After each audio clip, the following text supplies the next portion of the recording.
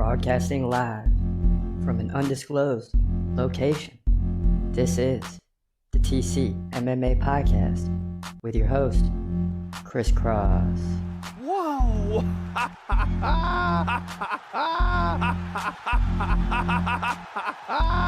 Dana White privilege. Let's go, baby! Let's go! Let's go! Let's go! Let's go, baby! Dana White privilege. Privilege. Privilege.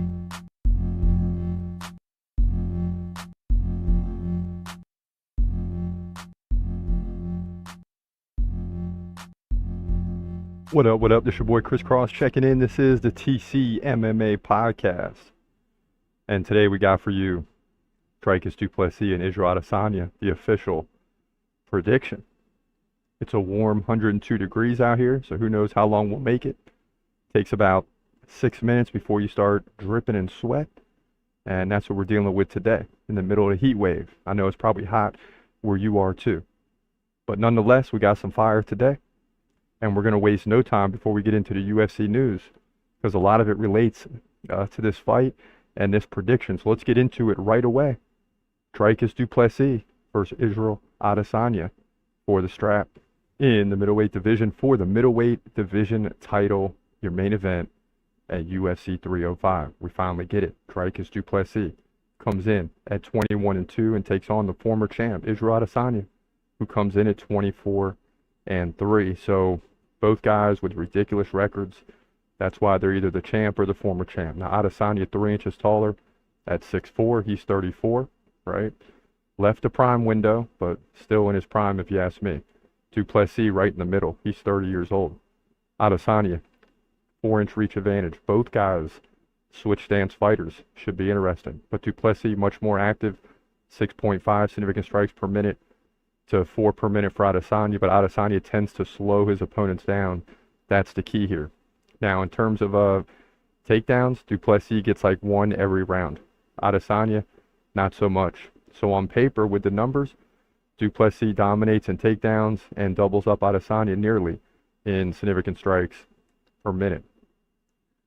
Now, Du Plessis has been on a roll. Hasn't lost in the UFC yet, beating Sean Strickland by split decision. Robert Whittaker, second round KO. Derek Brunson beat him. Beat Darren Till, Brad Tavares, Trevin Giles, and Marcus Perez on the lead up, right? He's got 4 KOs in those 7 wins. Incredible. Now, on the other hand, Adesanya, 77% takedown defense. So he tends to defend the takedowns and slow his opponents down. Coming off the loss to Sean Strickland by unanimous decision. Strickland obviously won the fight easily, 137-94 on the feet, no takedowns. He did beat Alex Pereira by KO. That was incredible. Lost to Alex Pereira by KO. So you see he loses by KO, comes back and wins by KO to snatch the title back, and then loses it to Sean Strickland, who's waiting in the wings, right? Before that, he defended it 3 times in a row against Jared Cannonier, Robert Whittaker, and Marvin Vettori. And I can tell you now, this prediction is absolutely tough. Because on paper, Dricus Du Plessis should win this fight pretty easily. But Adesanya performs at his best when he doesn't have the belt, as we saw against Alex Pereira, when he's fighting for a reason, and therefore it's hard to go against him. I mean, I really like Dricus Du Plessis as well, but I'm not sure if I've ever gone against Adesanya. I'm sure I have at some point, but I can't remember, and I'm not going against Adesanya here. I like Israel Adesanya to shock the world and win the belt back and move to 25-3. Yes, his days are numbered, but this is not that day. He wins likely by a long fight, decision, 5 rounds, long fight, but wins by decision, 3 rounds to 2, unanimous, in my opinion, to get the victory and steal the belt back here, middleweight division, for the middleweight title at UFC 305. Yeah, the spirit of Israel Adesanya is hard to deny. It's hard to go against him. I know a lot of people are going to be rooting for Du Plessis. I'm sure he's probably the favorite. But nonetheless, we got Israel Adesanya winning this fight. And he may lose the belt in quick fashion. He may have to fight Sean Strickland and lose the belt then. But again, even though he'll be the champ in that situation, he'll have some revenge on his mind. And you got to like Adesanya in situations where he has something to prove. And he showed it against Alex Pereira. If he's got something to prove, well, darn it, he's going to get the job done. And there's no reason for me to go against him until he loses. Now, Sean Strickland has something to say about this today on Instagram, posting a picture of him with two babies. Adesanya and Du Plessis were the babies, and he just said, I'll wait. So Sean Strickland is waiting in the wings. It doesn't matter who wins this fight. Sean Strickland is almost guaranteed the next fight. It's like he's the champion in weight. He beat Adesanya easy by decision. Lost to Du Plessis by split decision. Many people had something to say about that. When you lose by split decision, that means one judge favored you. So one judge believed he won the fight. Now, Sean Strickland went into a couple things about fighter pay as well. And Colby Covington responded to that. Colby Covington takes aim at hypocrite Sean Strickland for suggesting UFC fighter pay is utter garbage. Who is he to say this? ? And on the Saucecast, he said, my thoughts are Sean changed his life, so he's kind of a hypocritical to be saying this, he told Saucecast. Now he lives in a really nice mansion-style house, you know, has great cars and has money in the bank. So who is he to say this? ? He's literally being a hypocrite too. Like he's talking about the guys that just started in the UFC. And we've been on record multiple times talking about fighter pay. These are contracts that these guys fight. They agree to fight for this certain amount of money. Yeah, they want to fight in the UFC. So there is a little bit of that going on. The UFC has a little power grip there. But at the same time, these guys don't have to fight if they don't agree on the contract. And we've seen other fighters leave the UFC and go to places like PFL for maybe more money or whatever have you.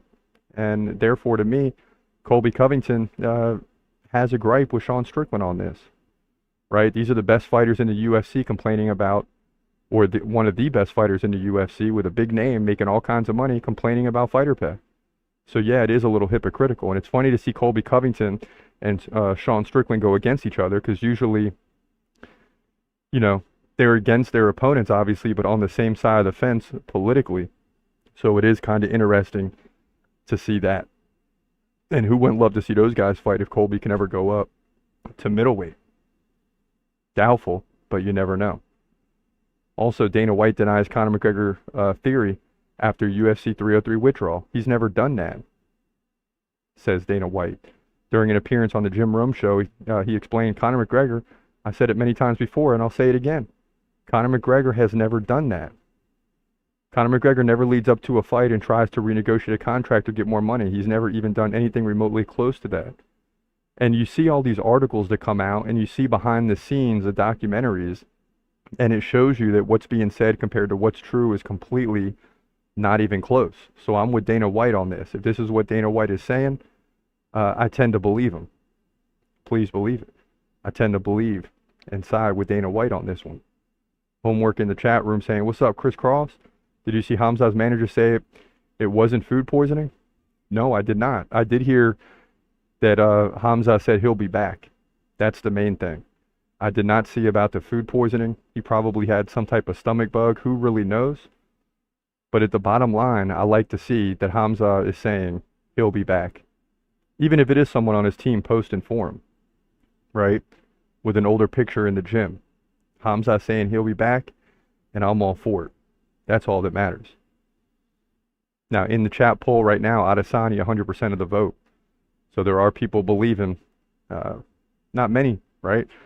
But there are people believing that Adesanya will get the win. Make no mistake.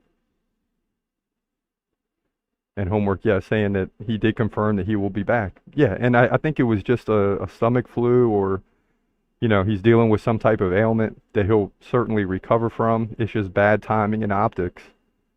Where he's on the cusp of fighting Robert Whittaker and potentially moving into the top 3 of the division. And then today in the UFC rankings, they bumped Hamza down outside of the top 10. And does that really matter? I don't think so. Will it force Hamza to take a fight against a top 10 guy instead of a top 5 guy, like 6 through 10? Instead of like an Aliskerov if he wins, or a Sean Strickland or someone like that?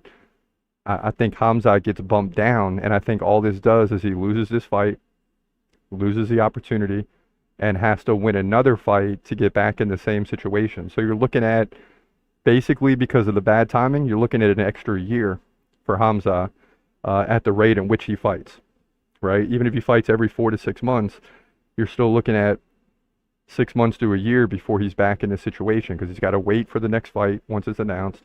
He's got to win that, wait for the announcement of the next fight, and then wait for that actual fight. So you're looking at a year from now, probably next summer, before he gets a Whittaker style fight once again. And I know that it's hurting some of us to think that way, but that's obviously what's going to happen, because now Hamza is not going to get a top-notch fight unless Aliskerov wins. And he immediately calls to fight Aliskerov, who you would think would want to fight him because he wants to avenge that blemish on his record. Aliskerov can't go too far without having a rematch against Hamza Chimaev. That's just the way it's going to be. And if Whittaker wins this fight, then Hamza is going to be on an island, right? He's not fighting Aliskerov because Aliskerov still won't be ranked.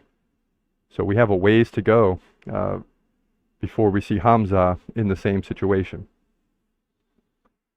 Homework says, Chris Cross, it's up against the world because Hamza has no fans anymore. We are the only ones left, haha. Yeah, there's a lot leaving because of his situation. We will never waver. At this point, I just want to see him fight anyone. Yeah, and I think that's what it comes down to. Is you just, at this point, we just want to see him fight anyone. Even if he takes a fight that he knows he's going to win, and he goes in there and submits a guy or KOs him in the first 2 minutes, he needs to get that feeling of winning, training, leading up to a fight, all that, and get the winning ways back. I don't think it would be a good idea now to fight a Whittaker type with the long layoff. I think he needs to fight someone and just get some positivity back and get that experience in the octagon and start to, get into cruise control once again as far as the training is concerned, the losing the weight to make weight, all those type of things are at play. And therefore, Hamza just has to get back on track and back to the winning ways, and I think that's exactly what's going to happen. Make no mistake about it. Now, we didn't plan on staying long anyway, so we're going to wrap this thing up. It is literally 101, 102 degrees out here, so immediately when I come outside, I'm sweating like crazy. I've been in bed the last couple of days, haven't felt the best, but you know what? We're here right now, and that's what matters. And we had to get at least Dricus Du Plessis and Israel Adesanya prediction made official, and that's what we did today. So listen, until tomorrow, we'll be back with a longer podcast tomorrow. There'll be more news to come tomorrow as we lead up to UFC Saudi Arabia. If you missed yesterday's podcast, it was a good one. All the predictions for the main card of UFC Saudi Arabia. Check it out. But for now, this is your boy Chris Cross. Hope you have a great day and God bless. As always, peace.